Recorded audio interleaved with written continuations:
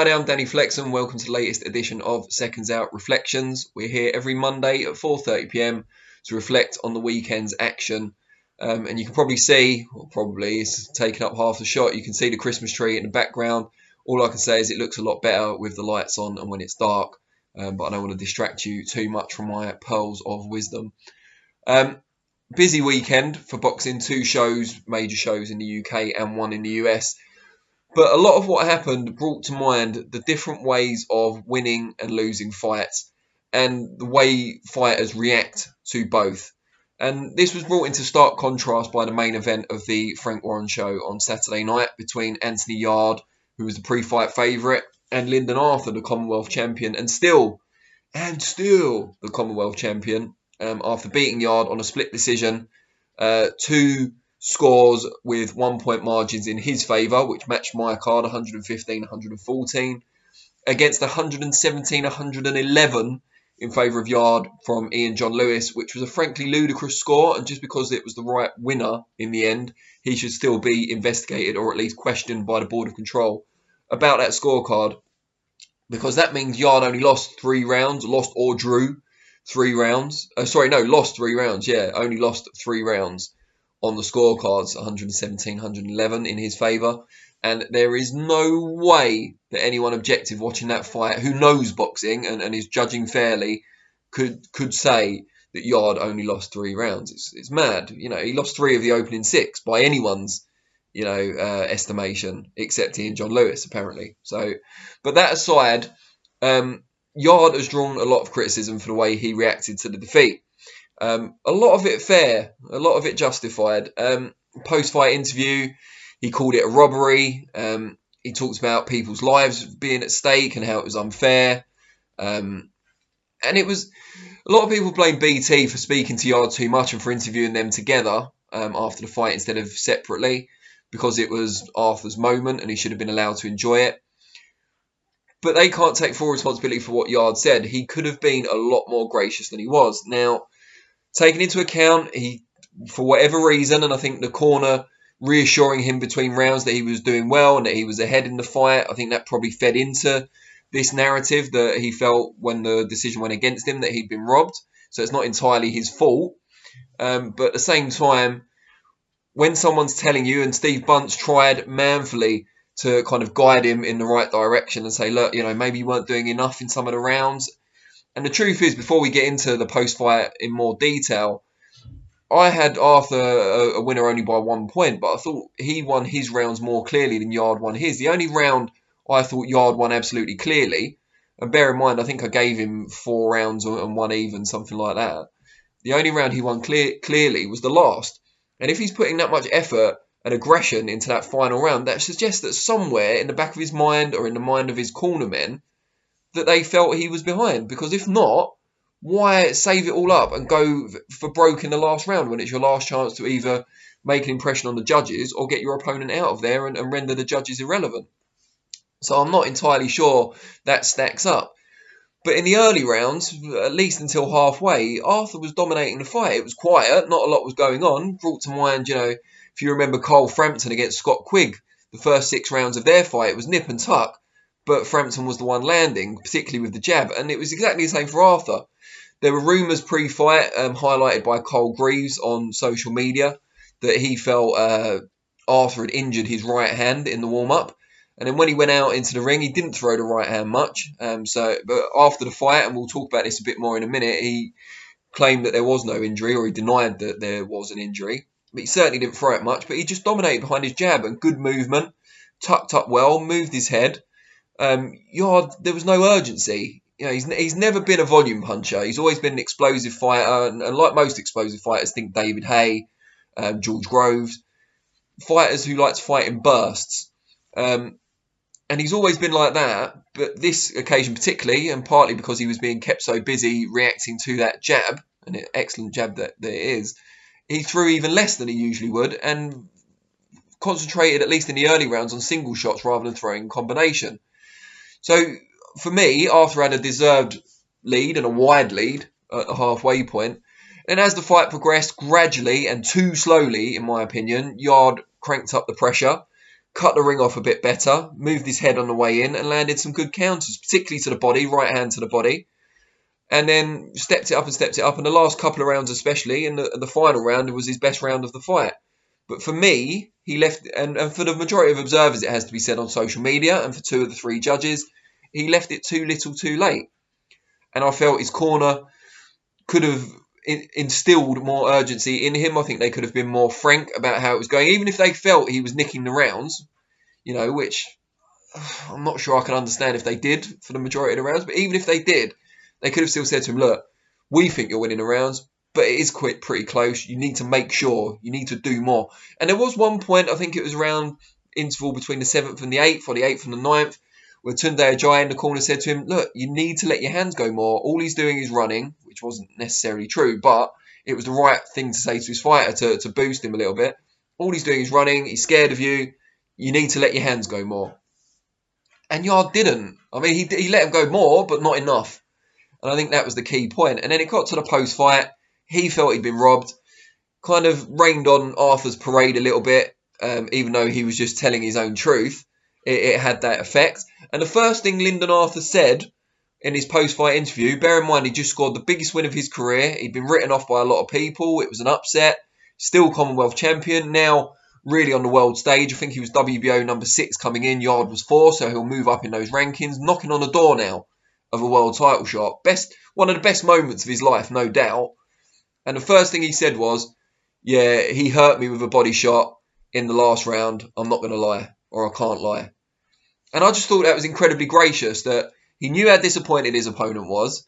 He felt he'd done enough to win, but he threw him a bone, basically. He thought, I'm going to make you feel better. I've won. I don't need to be arrogant. I'm going to be honest. You did hurt me in that last round. Well done. Take that away with you. That's something. Do you know what I mean? Something to hold on to.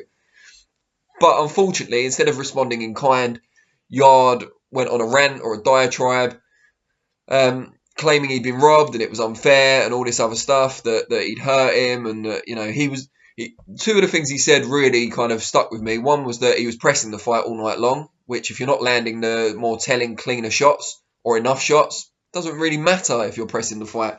Pressing without result is irrelevant. So that was one. And the other was saying, I nearly got him out of there in the last round. Yeah, that's true. And Lyndon I'm not sure it's true he nearly got him out of there, but you certainly hurt him in the last round. Arthur admitted as much. But again, unless you actually complete the job and do get him out of there, it's irrelevant. It just means you win the round. You didn't win it 10-8. It wasn't that much of a dominant round. It's a 10-9 round.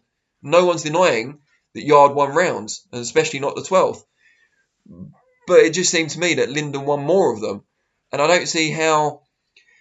don't understand how you could view it as a robbery. I can understand Yarde feeling he nicked it and it went the other way and being disappointed. But feeling like you won it by a mile and 2 of the judges are seeing crazy things, no, not for me. And he did say, in fairness to him, he'd have to go back and watch it again. I hope by now he's done that and realises that, Arthur put forward a good case for winning the fight, and for the majority of observers did enough to triumph. But regardless of all that, when you've lost, even if you don't agree with the judge's decision, even if you think it's a robbery, rightly or wrongly, you can afford to be a bit more gracious, because all those times when you've won, your victims have been gracious and you've been allowed to enjoy your moment. I think it works both ways. If you're going to be a good winner, and Arthur was very much a good winner, you have to be a good loser as well. You have to take it on the chin. And he took it a lot better against Kovalev, maybe because he was stopped and there was no room for dispute. But he was a lot more gracious in losing that. But I think one of the main things is that losing to Kovalev is just part of the journey. And you can say, right, it's a learning experience. Went out to Russia, I lost to a world-class fighter for a world title. I can come again, still young. Losing to Arthur is more, I've just lost at domestic level. It's going to be a much harder road back now. Will there be an immediate rematch? And there's a lot more doubts creeping in. It seems like a lot more of a setback. Whereas, you can gain in losing. And I think Yarde did gain in losing in the eyes of a lot of observers against Kovalev.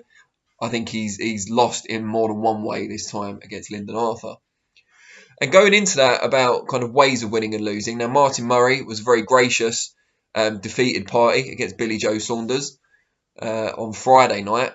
His 5th world title try, almost certainly his last. I don't know if he's officially retired as I film this, but I think it's probably the best idea now. I said this when Uni and I did the fight review on Friday night. You know, unless he wants to compete at a lower level, which I'm not sure someone with his pride would want to, I don't think he's going to compete again for a world title. You know, you never say never, but it seems unlikely. I think now's the time after a great career and you know, a lot of fans who admire and respect Martin Murray to bow out. But he was very gracious. He knew it wasn't his night. I think he recognised, as I think, that 5 years ago he would have given Saunders a much harder fight. And maybe have won, who knows. And Saunders performed really well, I thought, as well. Let's not take that away from him. But Saunders was very respectful after the fight. Murray was very respectful after the fight, and it was good to see. And then we saw the return of Errol Spence on Saturday night, or the early hours of Sunday morning in the UK. Took a decision over Danny Garcia. Showed very little ring rust for someone who's been out for so long, and had that horrific car crash where he flipped his sports car over several times. A lot of people were worried about how he'd look, whether he'd be the same guy. I thought I couldn't see any major difference, to be honest. And he beat Garcia on the cards more clearly than Sean Porter did, more clearly than Keith Thurman did, in my view. Just busier, forceful, stayed on the front foot, excellent jab as always from the southpaw, tucked up when he needed to, persistent, and worked the body well. And just the Errol Spence we've grown to know and admire. Danny Garcia, and this comes back to my point about ways to lose, he always seems to do just enough to lose a competitive decision. And that's what bothers me, and I made this point to Lou DiBella when we did our video last week, is that when you get to this stage of Danny Garcia's career and you've always fought in the same way, you know, fighting in bursts, being very reactive, as he was against Spence, he stayed on the back foot, looked to counter, didn't really throw much unless his opponent threw much, until the last round when he went hell for leather. And it was too late, and maybe that's why. Maybe there's an issue with pacing. Maybe he's not confident that if he paces himself harder, you know, earlier on, that he'd be able to you know, last till the end at the same sort of pace. And Spence obviously sets a very fast pace, looked as fit in the last as he did in the first.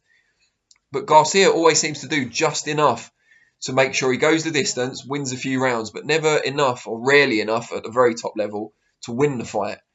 And I think he can't get out of that mould now.